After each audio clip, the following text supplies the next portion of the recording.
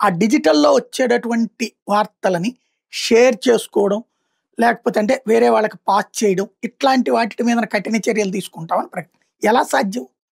డిజిటల్‌లో నువ్వే పెట్టావు ఓపెన్‌గా వాడుకోమని చెప్పి.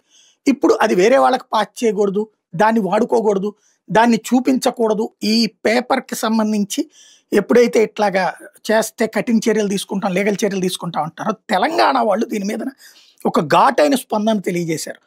అక్షరాల మీద ఆంక్షల ఇందు మూలంగా ఈనాడు యాజమాన్యానికి సమస్త తెలంగాణ ప్రజల తరపున తెలియజేయనిదేమనగా, మా నిత్య జీవితంలో జరిగే ఘటనలు, సంఘటనలను వార్తల పేరుతో గాని, కథనాల పేరుతో గాని, మా అనుమతి లేకుండా మాకు సంబంధించిన మీ పత్రికలో మొత్తంగా కానీ, పాక్షికంగా గాని, అచ్చు వేయడం గాని, మీ ఛానల్‌లో ప్రసారం చేయడం గాని చేయవద్దని తెలియజేస్తున్నాం. మాకు సంబంధించిన వార్తలు మా ముందస్తు అనుమతి తీసుకోకుండా మీ సోషల్ మీడియా వేదికల మీద ప్రసారం చేయడం చేస్తున్నట్టు మా దృష్టికొచ్చింది.